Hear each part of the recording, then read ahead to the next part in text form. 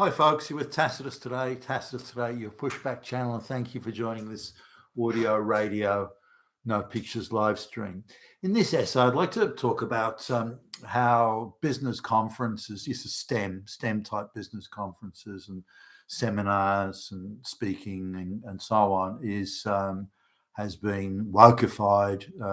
It's wokeness on super steroids, and they go to huge lengths to try and eliminate anyone that isn't sufficiently woke, and by conversely to artificially promote those who are adequately woke in their view. So there's a STEM-related business conference, and this has traditionally been pretty much a straight white male, suits, white shirt and ties type sort of affair, but they've got some new owners in this, and a big financial firm has bought into them, and I know that they're insisting that these guys turned it into a bit of a woke fest. I just didn't think they'd go as far as they did, or they would gradually transition it over a period of years.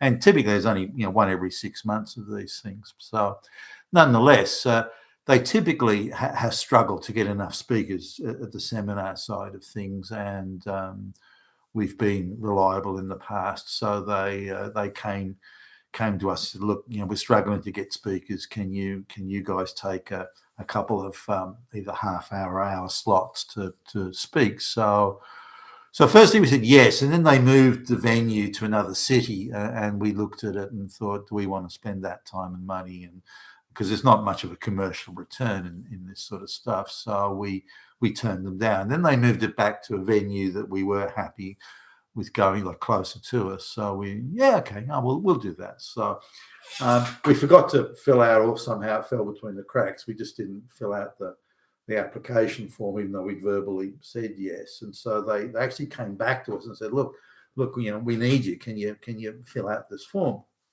And so we can officially register you as a designated. Now, we weren't in the keynote speaking thing.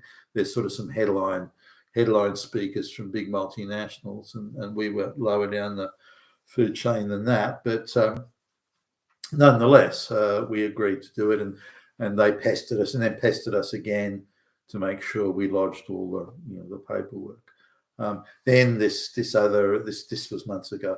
Then they got bought into by this big financial firm, and things changed pretty quickly. Next thing you know, we were getting forms saying, well, how many black lesbians do you employ, and will a black person be doing the talk, and will you be raising LGBTQ issues? Will you be talking about how STEM relates to black lesbians? And so we started getting a lot of those sort of questions, which obviously were coming from now the new owners or part owners. I'm not sure they bought the whole thing.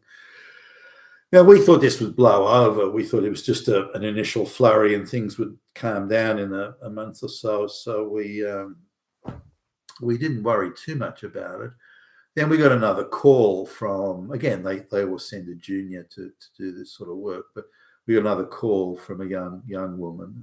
My dad, she was older than teenage years, very much. I mean, she's obviously, the way she spoke, she was a classic climate change placard waver, but she said, well, is it all going to be straight white males doing the presentation? I said, well, there's only going to be two of us doing the talking, but yes, both straight white males. And okay.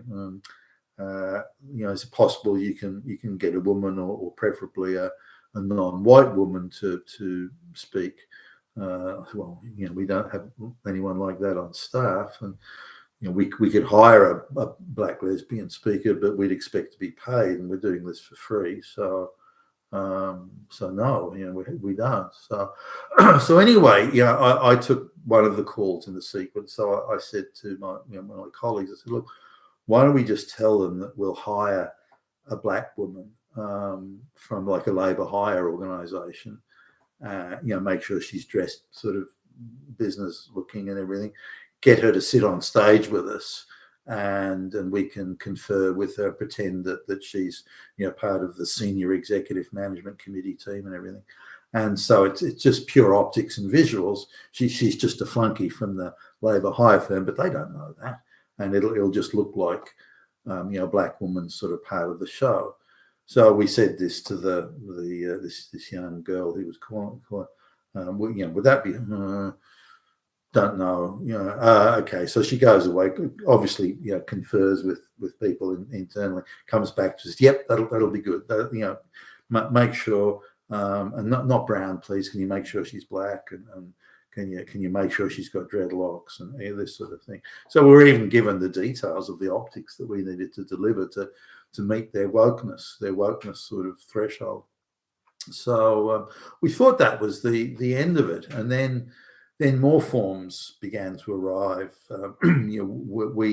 We expect, of your 30-minute speaking slot, we expect you to address for 15 minutes the oppression of women and how black lesbians are being kept out of senior management and why and so on and so forth. Why are there not an equal number of black lesbians in STEM and this sort of stuff. So putting really direct pressure, telling us not the subject matter we'd have to talk about, but precisely how much woke we had to inject into the talk.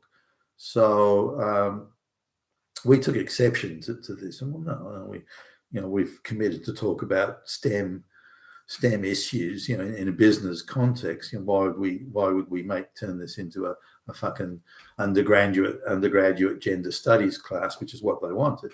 And so we said no, we'll stick with it. Now, again, we're a registered speaker at this point, so it's anyway. The day before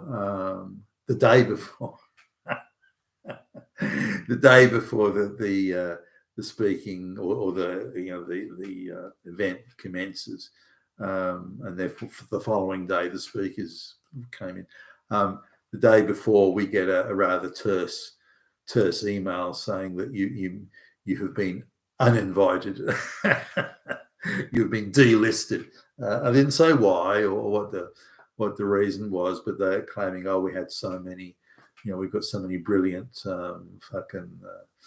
folks have come in, and so you just didn't make the cut. This is, by the way, we've officially already been told we do make the cut. So this was clearly nonsense. So I got onto the website where they're proudly proclaiming the speakers, and every single picture, every single one, photograph is of women, like talk panels of only women, only black women, and this sort of this.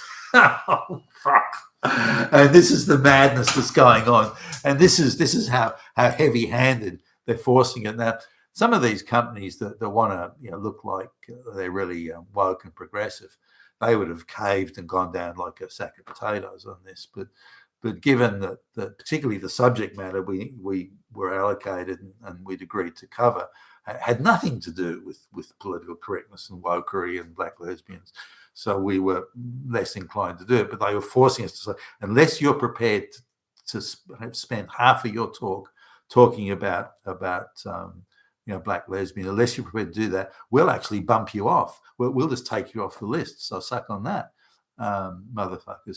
So that's how bad things are at the moment, and how much pressure is being put on businesses to conform and comply. As it turns out, for us, it wasn't a commercial benefit. It was actually a distraction in our time. Probably not bad for maybe a bit of networking, that sort of stuff, but nothing beyond that. So we're not fussed about the whole thing falling over. But there you go. That's what's happening in background these days. You've been with Tacitus today, your Pushback channel. Thank you for listening.